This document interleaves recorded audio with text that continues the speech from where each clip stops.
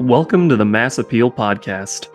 Our mission is to empower both aspiring and seasoned real estate investors with the knowledge and tools needed for success. Each episode, we engage with leading experts on health, wealth, and investment strategies. Now, let's meet your host, René Mass. With over 30 years as an entrepreneur and 10 as a realtor, René brings a wealth of experience in real estate investing, specializing in multifamily properties, student rentals, and land optimization strategies. Join him as he speaks with industry experts and shares practical tips to help you navigate the real estate landscape. Sounds good. Scott, how are you doing? Doing great. How are you? Doing well, doing well. Thanks for taking the time to talk about ADUs because you're the expert. There's so few people that are doing this. I think there's last time I checked in Kingston, this was summer months. There were like 12 ADUs, maybe 13. Maybe we're at 20, but it's still very, very new.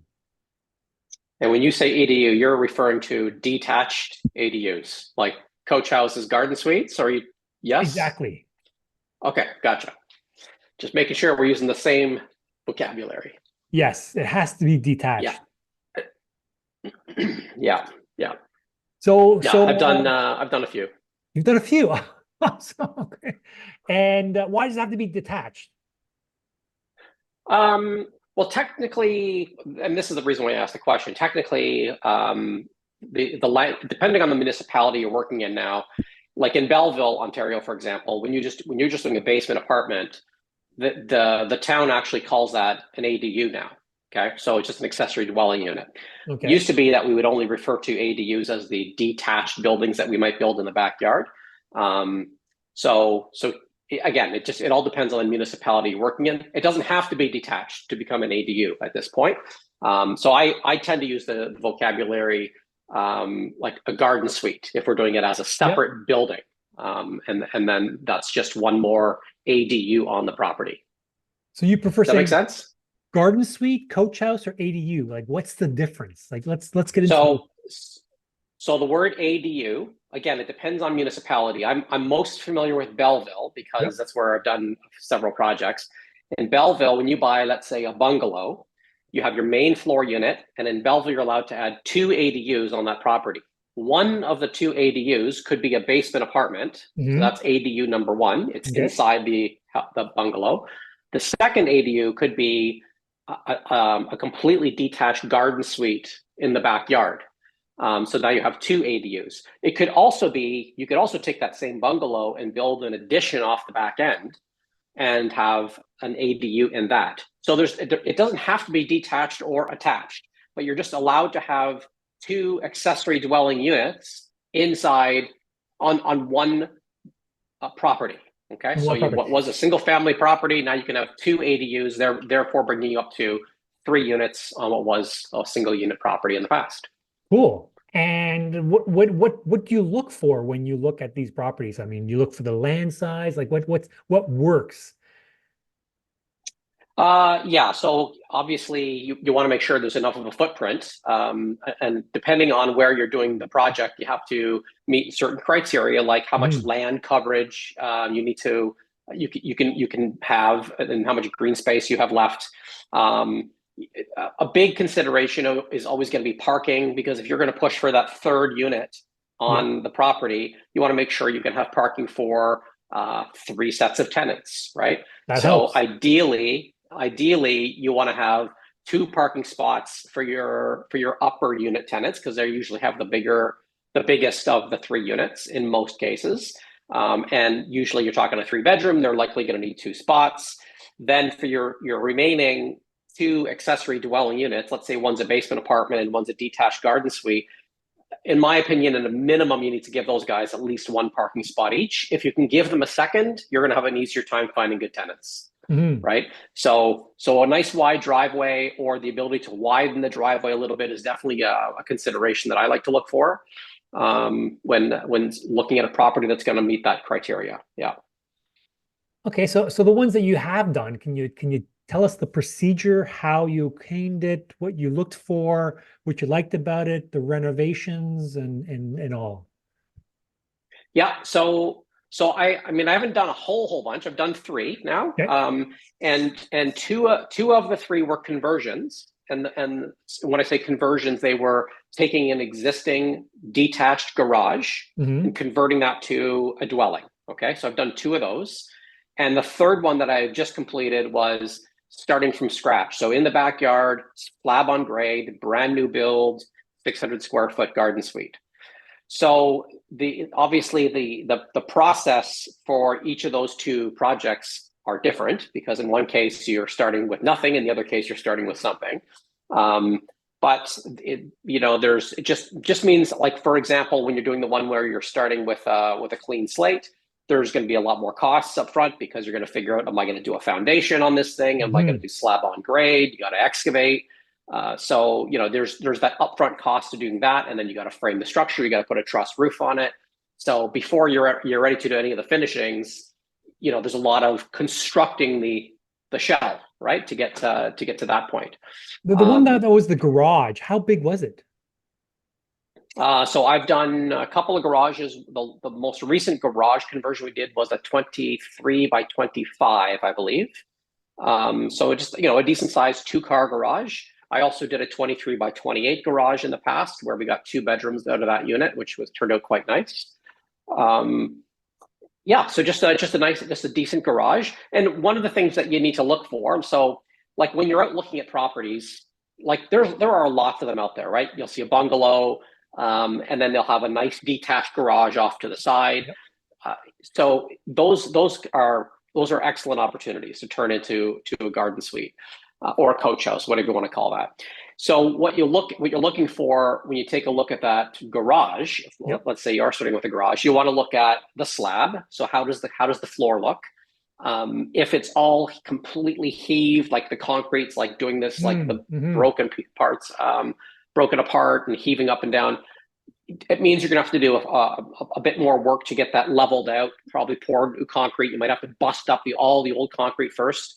Or if it's just got some cracks, like some significant cracking in the concrete, you can repair that at not a huge expense. So that's one thing you'll look at. I've had it both ways. I've walked into a garage where it was just like perfect. The slab was in mint condition. We didn't have to do anything to it other than adding some insulation and all that. What about but the other thing, shower, or the toilet, the tub? Like, you have to break the concrete and oh yeah, you're gonna break the concrete. You're gonna be breaking some concrete regardless, right? But and that's so the point there. And thanks for bringing that up. Is even if you walk into a structure into an existing garage and the floor is a mess, you can fix that, because to your point, you're gonna have to rip some of it apart anyways for plumbing, right?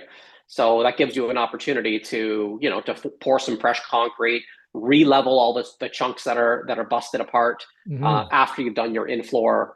In the ground plumbing work, underground plumbing. The other thing you should look for in a garage is what the roof structure is like. So I looked at a garage recently, and it was, you walked in and there was a load-bearing wall in the middle of the garage with posts, because the roof structure itself was the truss roof. So the weight from the roof wasn't resting just on the exterior walls of the garage. It was like a stick framed roof. So it had to have posts in the middle. Not ideal, right? Because then you're a little more limited to what you can do with your design inside the unit. So so you want to be looking. So the garage that you did was more open concept. There were no. It was just like a 23 by 25, I believe it was, and the roof was a truss roof. It was just sitting on the exterior walls. Perfect. That's what you need. That's what you need, right? Sometimes you'll see garages too that'll have concrete block right up to the roof line, right? Those are great, nice thick, quiet. But I don't have one of those. Mine are all lumber framed walls. So. And what about the cost of I mean, for the garage, it must be slightly cheaper than just on slab. So what's the cost like per square footage to convert a garage into a unit? Well, if I have to break it, see, I didn't run those numbers in advance. You're getting me off guard here. So I'm going to say, I know you're a numbers guy. I figured I'd just throw some numbers out there. So the conversions. So like the very first garage we did was a 660 60 square foot, I believe it was. Okay. Conversion. This was a mint condition garage. We didn't have to do really anything to the structure. It already had a nice steel roof on it. The slab was in good condition. That particular unit came in at just below 100 grand in order to renovate that. Okay, so you divide that by, I believe it was, like I said, 665 square feet or so. Like that's like $150 a square foot to finish it. Pretty reasonable. And I think that's a reasonable cost to do a significant reno. So, and that included building out 2 bedrooms, kitchen, bathroom, laundry, bringing the services over, so the plumbing, the water lines, and the sewer line from the main house plumbed into the detached garage. Oh, so the garage utilities or sewer taps into the city directly to the street or to the house? No, not in this case. In this case, in most cases, my understanding is that you're required to run the water and the sewer through the main dwelling. Okay, not directly to the city services. Now, I did do one recently where we did go directly to city services. I don't believe that's the norm. Yeah. So to go through the main house, in the 2 cases that I did converted garages, it was not a big deal because we were also doing work in the house anyways, right? So it gave us an opportunity. In one case, we were doing a basement conversion. So we were doing the plumbing. We roughed all the plumbing into the exterior wall so that we could just tap into that when it was time to do the garage. And yeah, so all the water lines and the plumbing all flow through the main dwelling. In the case of the most recent one I did, where it was a completely detached structure, this was in Napanee, so the rules are a bit different. In this case, the town did not require us to go through the main house, so we just tied directly into the city services. Oh, they're so friendly. At the street. They're very friendly. So friendly. Yeah. Which was great because I already had tenants living in up and down in the main house while we were building the garden suite. So we didn't have to disturb the tenants at all, other than maybe one day where we had the water main turned off to the whole property while we keyed in and added a new water line to the garden suite. Tenants lose a backyard? Yes, they did. What did they say about that? A big chunk of their backyard. Okay. Well, it wasn't a problem because we knew we were going to do the garden suite when we bought the property. They knew about it. When it's called expectation setting. So as I put tenants in the first 2 units, I told them this was going to be happening. I said, are you going to be okay with about 6 months of construction in your backyard? Because we're building another unit there. So, and then it was fine, right? So then as long as they know what's coming. Yeah. Cool. So that must have, 3 units. That pumps out a lot. Those are good numbers, it seems. Pretty good numbers. Yeah, pretty good numbers. Are you comfortable sharing some of those numbers? Yeah, I can share the numbers. So, on that property, so this is the Napanee property. I'll talk about for a minute here because this is the one that's freshest in my mind because we just completed it. It's a semi-detached home. So we started with a semi. So we bought one half of the semi. Okay. Upstairs is a 3-bedroom, 2 bathrooms. So 1 full bath, 1 powder room on the main floor. How big's a lot? On that lot, it's about our portion would be, I believe, it's got to be close to 60 wide, a pretty wide lot. Okay. And 130 deep, I believe. So it's a good lot. It's also a corner lot, which is nice, right? Sweet. So and that's what attracted me to this property in the first place, is that had a giant corner lot, very wide. And the driveway was massive, like a wide driveway and a long driveway. So without really doing much to the driveway at all, we could quite easily park 6 cars on it, right? And we've still kind of widened it a little bit to make it a little bit more comfortable for the tenants. Anyways, the main unit, we rented that out for $2,200. Sweet. That's a 3-bed upper unit. That's probably a touch below market rent, if I'm being honest. We might have been able to push for a wee bit more, but it came in as a strong reference from another colleague. So we put the tenant in. They've been great. It's a small family, so they live there. The lower unit in that semi is a 1-bedroom basement apartment. We rented that for $1,700. Okay. And in both cases, that's plus all utilities. So we don't pay any utilities on those properties at all. It's electrically heated. Everything's separated units. as well. Everything's separated. Yep. So separate meters, separate water. And then, yeah, so 17 downstairs, 22 upstairs. And then in the backyard where we built the garden suite, that is rented for 1,900, and that's a 1-bedroom plus den. Yeah. So, And do these, I plus mean, their utilities. do these tenants get along? Because sometimes with duplexes, sometimes they're arguing at all times. They hear one and the other. How does that work with 3 units on that one lot? Are you ready to supercharge your real estate investments? You're in the right place. Many listeners of the Mass Appeal podcast might not know this, but René Mass is a licensed realtor with Rockstar Real Estate and a key player on the Buy-in Kingston team. With decades of experience and a diverse portfolio of satisfied clients, the Buy-in Kingston team is dedicated to helping investors like you succeed. They provide a comprehensive, full-service suite of solutions tailored for investors, designed to maximize your cash flow and enhance your return on investment. Ready to unlock your next cash flow opportunity? Book a discovery call at buyinkingston.com today, and let's start building your real estate empire together. Yeah, well, so first and foremost, that's the nice thing about a detached garden suite, right? And this is why you can command a premium rent for that unit, even though they'll tend to be a small unit. In this case, the one in Napanee we did is 600 square feet. Your tenant that likes that type of property appreciates the fact that they're not sharing any walls or ceilings or floors with a tenant below or above them, right? So they don't have to be necessarily as concerned about dropping something on the floor and disturbing somebody downstairs. It's their own little house. It's a tiny home though, right? So I would say that because of that, you rarely have drama issues between tenants with the garden suite tenants, because they're kind of in their own little space. Yeah. The only thing that's really shared in that case is the driveway. Okay. So they have to coordinate a little bit around parking, snow removal, working together to shovel snow, that kind of thing. But in this case, like I mentioned earlier, we were quite excited about this property because it had a very wide driveway. So we can actually get 3 cars across and then really? 2 cars deep. Whoa. Yeah. So we have plenty of parking. So the only car shuffling that needs to happen is the tenants themselves. So my lower unit tenant, if he has a second car on the driveway, he parks behind his first car, and so they need to shuffle their cars to get out of the way, right? Because often, but it's never. Tatum is often the case, and that gets messy with 3 groups or 3 families. Yeah. Don't want to get into that, like when you have to ask tenants to coordinate amongst themselves to, like, you get your car out. One tenant works at 5 a.m. and the other one just wants to sleep in because they're on the night shift. Just widen the driveway.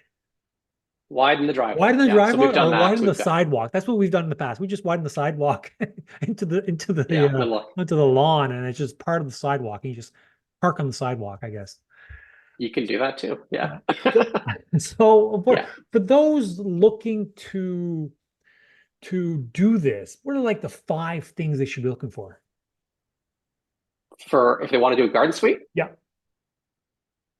Well, I guess it goes back to what we were just saying, right? Like, you got to find a property that meets the criteria that you're looking for. So is there enough? Is it a good lot? Can it fit the 3 units? And right in hand with that is going to be parking. So if there's not parking on the property right now, making sure that you can make the parking. Mm-hmm. The only time there's an exception to that rule, in my opinion, is if you're on an exceptional bus route or walking distance to town, and maybe you can find a student that wants to pay a premium rent and they don't mind walking. Yeah. But that's not what I've ever done. So I always find properties that have parking. It's just the reality of investing. It's easier to rent. Much easier to rent. I've been in situations where there's no parking, and it depends on if you're downtown. Sure, it's a lot easier, but if you're in the township, good luck with that. Exactly.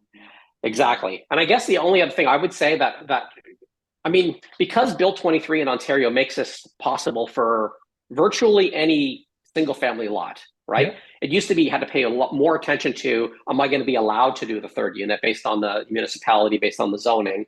Now you can do it, right? I don't know if there's any municipalities that don't allow 3 units. I don't know. Some are now pushing for 4. It's province-wide. It's all province-wide. And now, we're going into the 4 units. I think Belleville's already established. Belleville's talking about it. He's talking about it. I don't believe it's passed yet. I think Quinte West passed it, the 4 unit thing, but I don't believe Belleville has quite yet.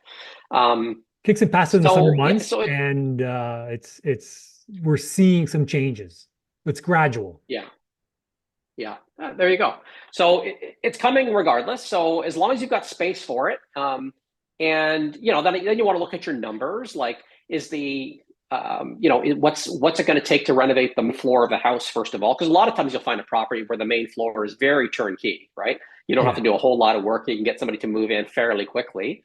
And then all your renovation money needs to be focused on getting unit 2 in the basement ready, and then unit 3, the garden suite ready. So then you want to look at the whole picture of what's your total investment going to be into this project, and what do you believe your ARV will be, so that you can refinance it and get some of your capital back out of it.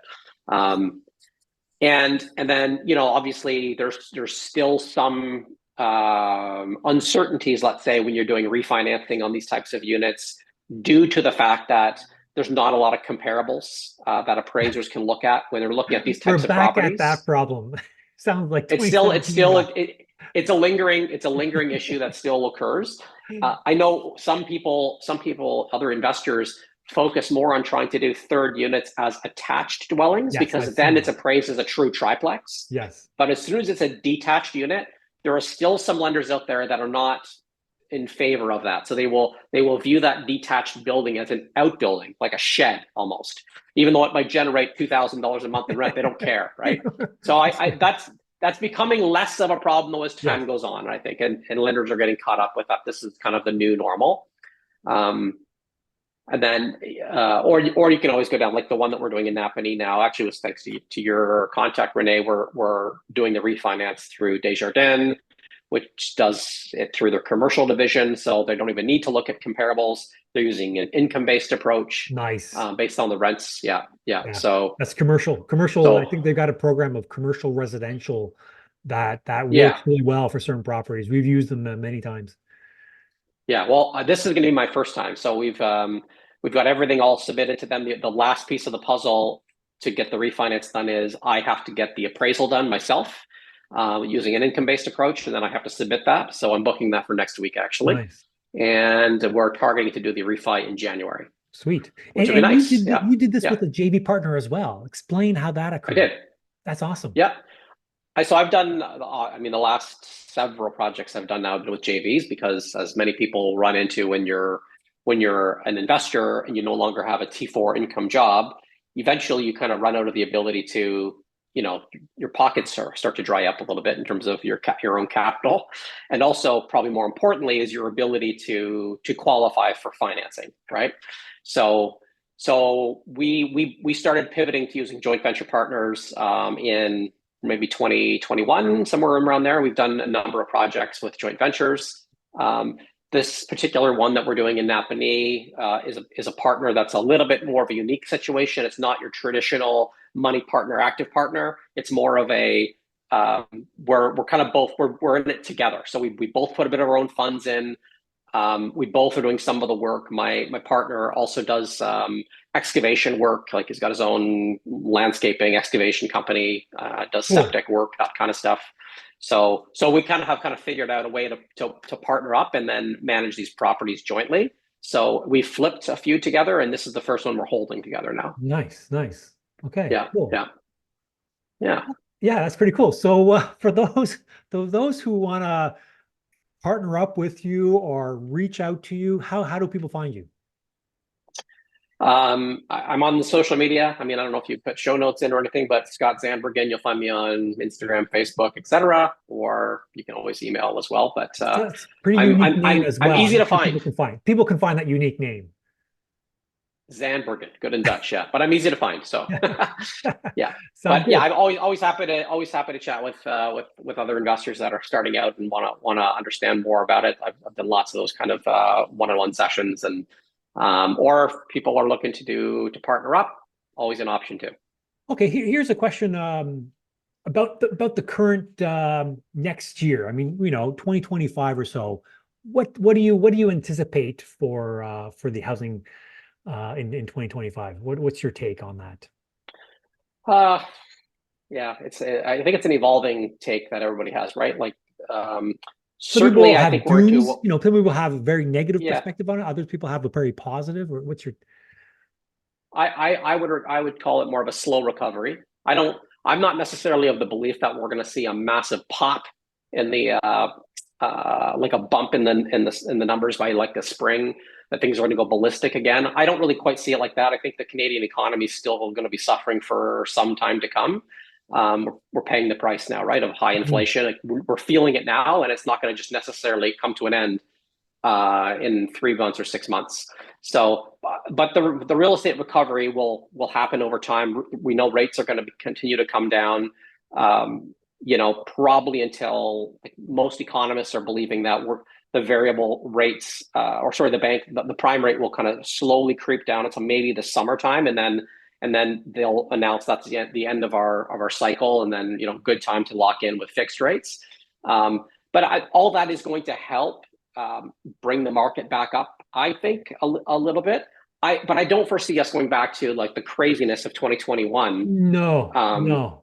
In 2025, I don't think hard that's to. happening. I mean, it was a great big party, and now we're feeling the effects with high inflation. And now, as you say, it's going to be a slow recovery, and it's going to take a while for Canada. I mean, even what we heard recently about Trump, 25% tariffs. I mean, I don't know. It's not a good sign. Not a good sign. No, those are all things that could have lasting impacts that we don't know what that means, right? But I think one thing for certain is, like, the Canadian economy is kind of sputtering right now, right? I know that politicians don't like to talk about it much like that, but basically it's bolstered by immigration, which has helped keep our economy afloat. So I don't know. I mean, I definitely am not. Don't have the rose-colored glasses on that we're going to see a massive bump in a resurgence in the spring of 2025. I don't see that happening. But I do see a steady recovery, right? Maybe it's a little bit flat for the next little while. I always think back to when I was like around 2015, 2016. I attended a ton of real estate meetups, and I started in 2014 as an investor, and I remember listening to some of the people on stages back then that had been investing since the late 90s or the early 2000s, and always making this point that, you can't really be an effective real estate investor until you've gone through an entire cycle, right? The ups and the downs. You have to see it all. And a recovery period, it's not necessarily going to be a year and a half and boom, it's all back again. It could be 10 years, right? So you have to kind of live through that and be willing to hunker down in the tougher times. And as long as you've got good tenants that are paying their rents, you can survive it, right? You can float it out, but if you're not over leveraged, you can float it out till better times come around, and then either sell it out. That's right. And I think, there's been lots of situations of people that have not been able to float it out. Yeah. Due to being over leveraged or what have you, right? And that can be what I saw recently as well this year is, often things are on the market. I look on Geo Warehouse as a realtor to see what they bought it for, and I see they bought it 2022, and they're selling it for pretty much the same price. So they want out. And it is what it is. Even that's not always possible right now, right? Yeah. If you bought in 2022, in some cases the prices are going to be a little lower than what you paid for them, right? And a lot of people are in a bit of denial, I think, about that, which is why you see a lot of inventory on the market with prices that are just unrealistic. No one's going to talk about their poor property that doesn't cash flow, and it's like $1,000 in the hole every month. No one's going to mention that. Yeah. No. But you do have to look at your portfolio as a whole, right?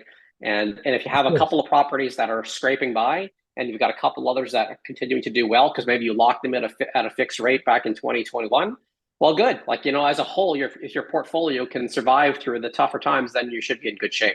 It's when you've got your entire portfolio on, life support, over leveraged, variable rates, and you've just taken a beating in the last couple of years. And you start in 2020. It's hard to survive that. That's right. Yeah, it's hard to survive that. It's a hard lesson to get in. You start in 2022. That's even worse. That's you had FOMO or something. Yeah. Okay. So I'm glad I didn't start then. Yeah, good stuff. Yeah. So Scott, where can we find you? Just to end the podcast here. Where can people find you? I think the easiest place, go to Instagram. Do you want me to spell out my email, or do you put it in the notes or something? I can. Yeah, just put it in the notes. Yeah, that works. That works. Yeah. Okay. Anyways, it's Scott@tesoroproperties.ca. You can email me or just look me up on Instagram, and I'm happy to have a chat anytime. Great. Well, great talking with you, and thank you for sharing your knowledge about ADUs. That's awesome, and we hope to see each other again. All right. Thanks, Renee. Thanks. Bye-bye. Thanks for tuning in to the Mass Appeal podcast. Hope you found today's episode insightful. If you enjoyed the show, please subscribe and leave a review. Your feedback will help us reach more inspiring investors.